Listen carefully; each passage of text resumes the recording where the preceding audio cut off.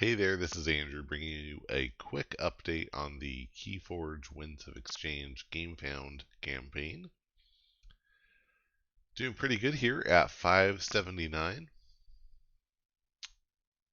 a little over 3,000 backers. Uh, it's crazy to me to think about this. I was looking at stats on, what percentage of decks that have ever been printed and even purchased have actually been scanned in. And a teammate of mine was pointing out, someone did an article a while back showing it's pretty substantial, the ones that are not scanned in.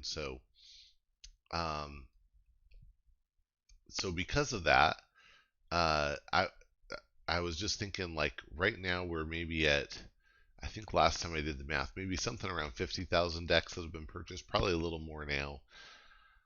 But that actually suggests supporting substantially more retail, because partially because people who are backing are almost certainly going to want to get more on retail, but also because there's just a ton of people who will purchase over retail, who or via retail, who just wouldn't have known or wouldn't feel comfortable with a campaign like this, or just they're spur them on. Oh, sure, I'll try one.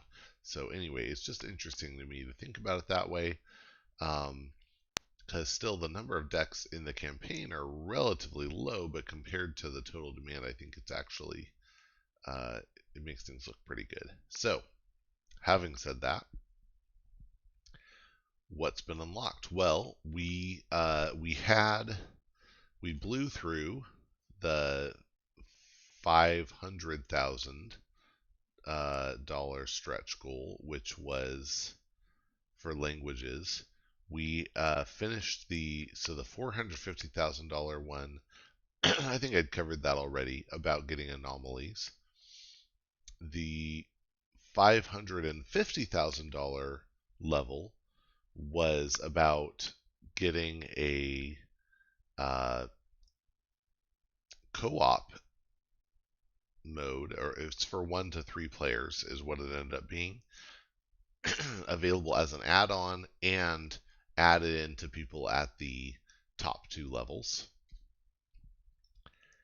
And we are approaching the $600,000 level, which would add a second Unchained deck to everybody's to every backer. So every backer would be getting a set of token cards and a special border deck and 2 Unchained decks. So that's pretty cool. Once we hit 600,000, which it seems like we're very likely to at this point. Now, at the $750,000 level, we unlock more languages. That unlocks 3 Asian languages and Portuguese. And who knows what else they're going to reveal. I kind of suspect they're going to reveal more between 600 and 750, but who knows. And here's that. Now, one thing I had not realized before is I have the print and play versions of Rise of the Keyraken and the Abyssal Conspiracy. Those do not include the Nightmare cards. And if you've played FFG, well, if you've played like the Lord of the Rings co-op game, or the Lord of the Rings LCG, they have this Nightmare mode that basically changes out some of the cards and makes everything harder. And so anyway, that's just an extra thing that you would get in the Ghost Galaxy release of this that was not in the print and play. And the new one, Fall of the Heart of the House Gormengeist,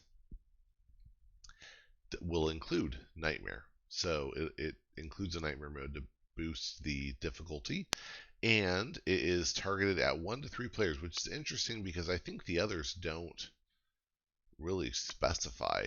I mean, Keyraken, yeah, it does not specify. It never specifies. Oh no, this says 1 to 3. So, okay, theoretically, you really could have played it with more. So I wonder if that's true about this one too, that you could kind of play it with more if you really wanted. And this has been nice. I know that my brother-in-law has been bringing his copy. Yeah, they're all one to three. Has been bringing his copy to the store when it's not quite sure exactly how many people will show up, so that if it's like three people show up, okay, we'll just do this. If it's four people, we have enough for a tournament. If it's just two people, you just jam games. That's great. Or you can do co-op if you want. Anyway, so that'll be added. You can add it on to a pledge, $25.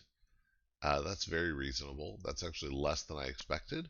And if you get the top two levels, then it just gets added on for free.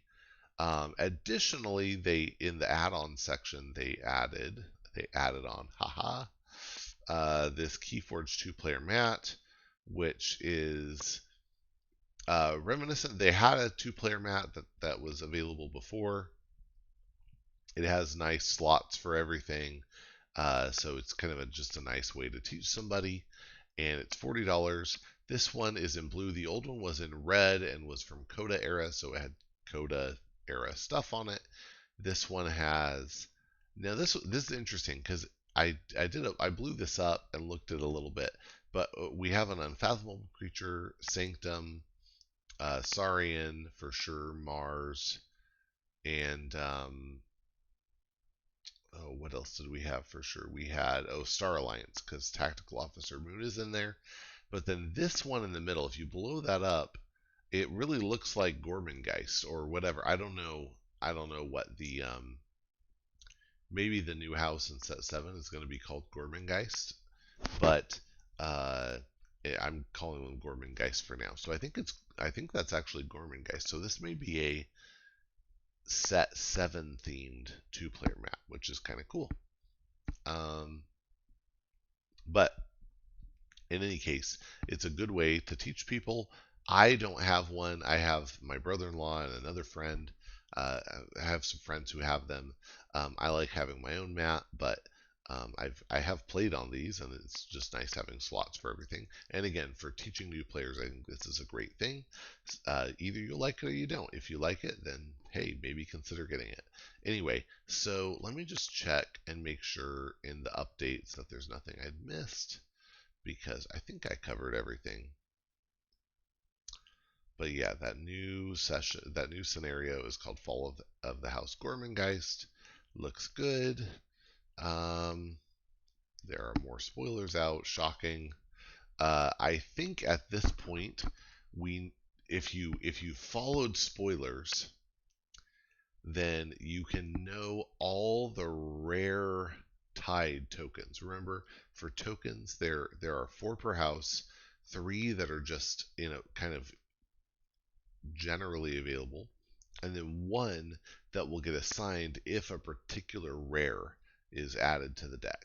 So and there's one of those rare tokens per house, and I think uh, all of them have been spoiled except for, I guess you want to stop here if you really don't want to hear this part, but I'm not going to get into all the details, except for Unfathomable. And there's speculation that there's an unfathomable creature that has been revealed that is the rare that is tied to the tokens. And the one problem I have with that theory is that every other rare card tied to a rare token that has been revealed, the rare card named the token. And in the Unfathomable one, we only have it in, I think, Polish, but it doesn't seem like that's the case. Um, so the I just have to say, as far as like crowdfunding campaigns go, crowdfunding campaigns always have some really silly stuff in them, but it is kind of hilarious that we've had so many spoilers for cards in Polish, uh, while being held out, hey, if you hit this level, then we'll give you the cards in Polish. When like they actually they actually already have they clearly already have the translation for many of the cards in Polish. Maybe they'll have to redo some of them, but that is a little silly. And yeah, Polish was one of the ones from the $500,000 level. So it just does, it is a little silly, but I know this is how crowdfunding works. You have stretch goals that are things you really want to do anyway, but uh, it makes people more excited anyway. That's fine. It's really fun.